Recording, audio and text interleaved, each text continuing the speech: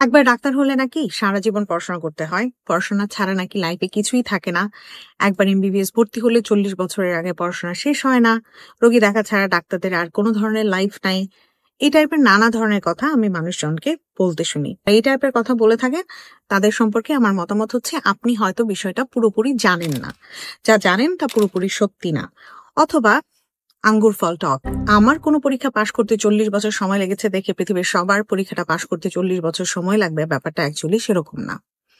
So কিভাবে doctor হিসেবে খুবই অল্প সময়ে আপনার সময়টাকে সঠিকভাবে ইউটিলাইজ করে ক্যারিয়ারে সাকসেসফুল হওয়া যায় সেটা নিয়ে কথা বলবো আজকের এই ভিডিওতে।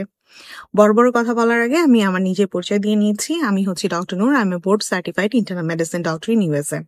সহজ বাংলায় বলতে গেলে মেডিসিন বিশেষজ্ঞ হিসেবে আমেরিকাতে কাজ করছি এবং আমি এমবিবিএস পাশ করার 3 বছরের মাথায় সবগুলো পরীক্ষা এক ধাপে শেষ করে 27 বছর বয়সে রেসিডেন্ট ডাক্তার হিসেবে আমেরিকাতে চাকরিতে যোগদান করি। তো আপনাদের মধ্যে যারা শুনে থাকবেন ডাক্তার হলে 30 বছর বয়সের আগে কোনো চাকরি পাওয়া যায় না, 40 বছর বয়সের আগে কোনো পরীক্ষায় শেষ করা যায় না, ইউএসএমএলই পাশ করতে 10 বছর সময় লাগে, এই টাইপের কথাগুলো আসলে সত্যি না। আমি 3 বছরের মাথায় সবগুলো পরীক্ষা পাশ করেছি এবং আমার পরিচিত অসংখ্য বন্ধু বান্ধব বিভিন্ন দেশ থেকে এর থেকেও কম সময়ে ইউএসএমএলই পাশ করে আমেরিকাতে ডাক্তার হিসেবে যোগদান করেছে। সো এটা নিয়ে ডিটেল কথা বলবো দেখে আজকের এই ভিডিওটা বানানো। আপনার সময়টাকে সঠিকভাবে ইউটিলাইজ করার জন্য আমি টোটাল প্রসেসটাকে 4 ভাগে ভাগ করেছি। প্রথম ধাপ হচ্ছে আপনার উপযুক্ত ইনফরমেশন কালেক্ট করতে হবে, মানে তথ্য উপাত্ত জোগাড় করতে হবে। দ্বিতীয় ধাপ হচ্ছে এই তথ্য উপাত্তের উপর ভিত্তি করে আপনি যে পথটা বাছাই করবেন সেই পথটা আপনার জন্য উপযুক্ত কিনা। 3 নাম্বার ধাপ হচ্ছে এই সবগুলো পরীক্ষা পাশ করে বা আপনি যেই লাইনেই যান না কেন, আপনি দেশেই থাকেন বা বিদেশেই ক্যারিয়ার করেন, এই পরীক্ষাগুলো পাশ করতে আপনার ক্যাপাসিটি অনুযায়ী আপনার কতটুকু সময় লাগবে সেটা নির্ধারণ করা এবং কম সময়ে কিভাবে সফল হওয়া যায় সেই ব্যাপারে খোঁজখবর নেওয়া। 4 নাম্বার ধাপ হচ্ছে এই আপনি যে পদ্ধতিটা বাছাই করেছেন সেই পদ্ধতি যদি সাকসেসফুল না হয় সেক্ষেত্রে আপনার ব্যাকআপ প্ল্যান কি হবে। এই 4টা পদ্ধতি ফলো করে আমি আমার লাইফে খুবই ভালো উপকার পেয়েছি। আর আপনারা যদি এটা ফলো করেন তাহলে আপনারাও ফলাফল পেতে পারেন। আপনাকে মানতেই হবে এমন কোনো কথা নেই, তবে খেয়াল করে দেখতে পারেন বা ফলো করে দেখতে পারেন। এটা অ্যাকচুয়ালি আমার ক্ষেত্রে কাজে লেগেছে, আপনার ক্ষেত্রেও কাজে লাগতে পারে। সো প্রথম ধাপ হচ্ছে তথ্য এবং উপাত্ত সংগ্রহ করা। তথ্য এবং উপাত্ত একটা কথা আমরা সবাই জানি, নলেজ ইজ পাওয়ার। তার মানে হচ্ছে আপনি একটা ইনফরমেশন যত ভালো জানবেন, একটা পদ্ধতি সম্পর্কে যত ভালো জানবেন, সেই পদ্ধতি ফলো করে এইটা সাকসেসফুল হওয়াটা আপনার জন্য তত ইজিয়ার হবে। ফর এক্সাম্পল, আপনি যদি দেশে এফসিপিএস বা এমডি করতে চান তাহলে সেটা সম্পর্কে বিস্তারিত খোঁজ খবর নিন। আপনি যদি দেশের বাইরে ক্যারিয়ার করতে চান তাহলে কোন কোন দেশে ডাক্তারদের জন্য ক্যারিয়ারটা মোর ফিজিবল সেই সম্পর্কে খোঁজ খবর নিতে পারেন। তার হিসেবে দেশের বাইরে ক্যারিয়ার করতে চাইলে ইউরোপ একটা গুড অপশন, আমেরিকা একটা গুড অপশন, অস্ট্রেলিয়া একটা গুড অপশন। আপনি সবগুলো নিয়ে ইনফরমেশন কালেক্ট করতে পারেন।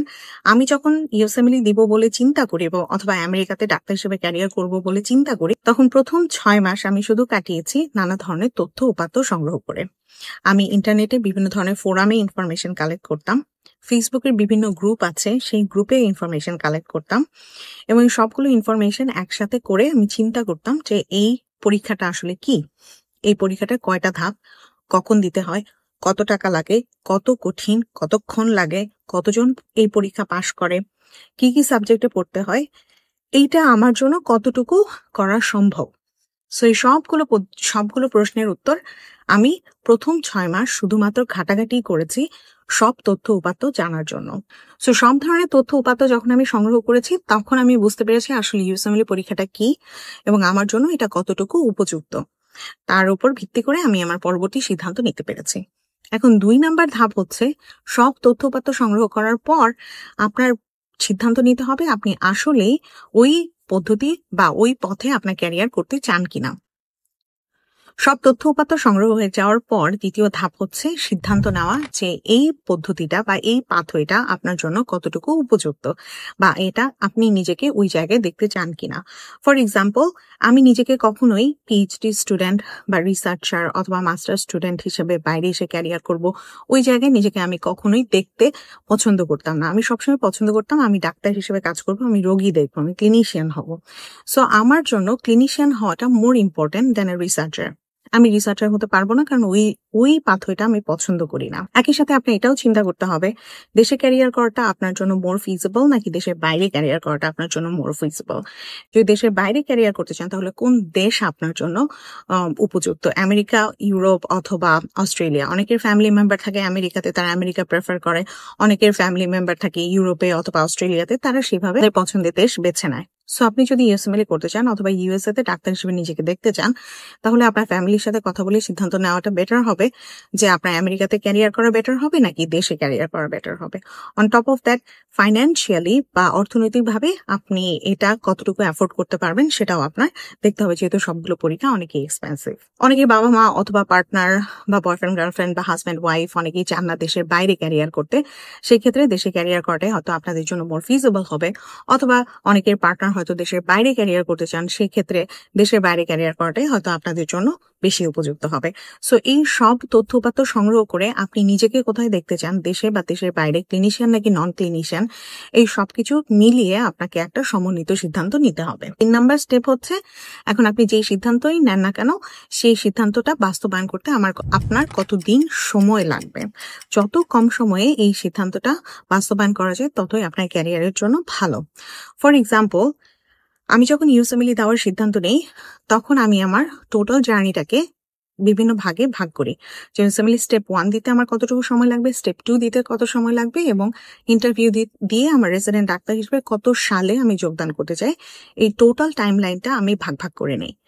ইউএসএমএল স্টেপ 1 যেহেতু আমার প্রথম ধাপ এবং আমি ধরে নিয়েছি এটাতে আমার একটু বেশি সময় লাগবে, এই জন্য এটার পিছনে আমি সময় রেখেছিলাম 12 থেকে 16-17 মাস। আর তারপর স্টেপ 2 জন্য আমি সময় রেখেছিলাম 8 থেকে 10 মাস, এবং তারপর আমি ইন্টারভিউ দিয়ে পরবর্তী সেশন ধরার জন্য আমার যতটুকু সময় লাগে 2 মাসের মতো আমি ইন্টারভিউ প্রিপারেশনের জন্য রেখেছিলাম। সো এভাবে আমি আমার টাইম লাইন ভাগ করে নিয়েছিলাম। এই টাইম লাইন ভাগ করার জন্য আমার নিজেকেও আরো অনেক ঘাটাঘাটি করতে হয়েছে, মানুষজনের কতটুকু সময় লাগে বা সারা বিশ্বে যারা পড়াশোনা করছে তাদের কতটুকু সময় লাগে, অন এন এভারেজ বাংলাদেশ থেকে যারা পড়াশোনা করছে তাদের কতটুকু সময় লেগেছে, এগুলো নিয়ে, অথবা আমার কতটুকু পরিশ্রম আমি করতে পারবো, কতটুকু সময় আমি দিতে পারবো ইউএসএমএল এর পিছনে, এই সবগুলো জিনিস যাচাই বাছাই করে আমি আমার টাইম লাইনটা নির্ধারণ করেছিলাম। এখন আমি ফুল টাইম পড়াশোনা করতাম, সো আমার জন্য 12 থেকে 18 মাস একটা সময় হয়তো আমার জন্য সুইটেবল টাইম ছিল। যাদের ফ্যামিলি আছে এবং যারা অন্য চাকরি করছেন তাদের হয়তো এর থেকে আরেকটু বেশি সময় লাগতে পারে। সো সেইভাবে নিজের পরিস্থিতি পর্যবেক্ষণ করে আপনার কতটুকু সময় লাগবে সেই টাইম লাইনটা আপনি শুরু থেকেই বাছাই করে নেবেন, যাতে এখানে এক্সট্রা কোনো ধরনের সময় অপচয় না হয়। এবং ফাইনালি যে স্টেপটা খুবই গুরুত্বপূর্ণ সেটা হচ্ছে ব্যাকআপ প্ল্যান। সো এইটা যদি আমার না হয়, যেমন ইউএসএমএল যদি আমরা টার্গেট করি, তাহলে ইউএসএমএল যদি আমি সাকসেসফুল না হই তাহলে আমার ব্যাকআপ প্ল্যান কি হবে এটা মাথায় রাখাটা খুবই জরুরি। যেমন পৃথিবীর কোনো কিছুই 100% গ্যারান্টিড না। আমি একটা জিনিস অর্জন করতে চাই বলেই যে আমি সেটা অর্জন করতে সক্ষম হব, এটা 100% গ্যারান্টি কেউ দিতে পারবে না। আমি আমার সর্বোচ্চ চেষ্টা করতে পারি, কিন্তু তার মানে এই না যে আমি সাকসেসফুল হব। সো সেক্ষেত্রে আপনার অবশ্যই একটা ব্যাকআপ প্ল্যান থাকতে হবে। যেমন আমি যখন ইউএসএমএল নিয়ে ঘাটাঘাটি করি বা ইউএসএমএল দেওয়ার সিদ্ধান্ত নিই, তখন আমার ব্যাকআপ প্ল্যান ছিল দুটো। একটা হচ্ছে দেশের বাইরে ক্যারিয়ার করা অথবা বাংলাদেশে ক্যারিয়ার করা। সো ইউএসএমএল হচ্ছে সব থেকে কঠিন একটা পরীক্ষা, যত পরীক্ষা আছে সবকিছুর মধ্যে। যেমন বাইরে যদি পরীক্ষা দিতে চাই তাহলে প্ল্যাব একটা অপশন বা এমআরসিপি একটা অপশন, অথবা অস্ট্রেলিয়াতে ক্যারিয়ার করার জন্য এএমসি একটা অপশন। কিন্তু এএমসি বা প্ল্যাব কোনোটাই ইউএসএমএল এর মতো এত ডিটেলড না, এত কঠিন না।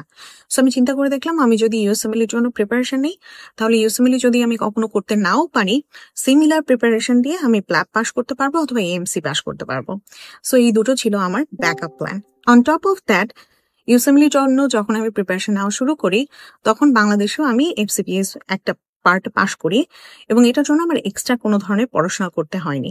জাস্ট ইউএসএমএল এর জন্য যা পড়ছিলাম সিমিলার পড়াশোনা দিয়ে আমি এফসিপিএস পার্ট 1 পাস করতে পেরেছিলাম। সো সেটাও ছিল আমার একটা ব্যাকআপ প্ল্যান। যদি কোনোভাবে আমি ইউএসএমএল পাস করতে না পারি তাহলে আমি বাংলাদেশে এফসিপিএস করব, অথবা প্ল্যাব অথবা এএমসি দিয়ে অস্ট্রেলিয়া বা ইউরোপে ক্যারিয়ার করব। সো এইটা ছিল আমার ব্যাকআপ প্ল্যান। সো এভাবে যখন আমি সবকিছু প্ল্যান করে এগিয়েছি তখন আমার জন্য ইউএসএমএল পাস করাটা মোর গোছানো ছিল এবং কম সময়ে পাস করতে পেরেছিলাম। সেই সাথে মানুষজনের সাথে যোগাযোগ তো রাখতেই হবে, নেটওয়ার্কিং বিল্ড করতে হবে। সো এগুলো ডিফারেন্ট স্টোরি, এটা নিয়ে আমরা পরে অন্য কোনো সময় কথা বলবো। সো এখন যে জন্য আজকের এই ভিডিওটা বানানো ইন এ নাটশেল, সেটা হচ্ছে আপনারা যদি ভেবে থাকেন ইউএসএমএল পাস করতে 10 বছর সময় লাগে, এটা সত্যি না। আপনারা যদি ভেবে থাকেন ডাক্তার হলে সারা জীবন পরীক্ষা দিতে হয় আর সারা জীবন পড়াশোনা করতে হয়, সেটাও সত্যি না। খুব কম সময়ে আপনি ক্যারিয়ারে সাকসেসফুল হতে পারেন যদি একটু ডিটেল ওরিয়েন্টেড কিছু পাথওয়ে ফলো করতে পারেন। সো এটা ছিল আজকের এই ভিডিওতে। আপনাদের সাথে আবার দেখা হবে অন্য কোনো সময় অন্য কোনো ভিডিওতে। এর মাঝখানে সবাই খুব ভালো থাকবেন। বাই।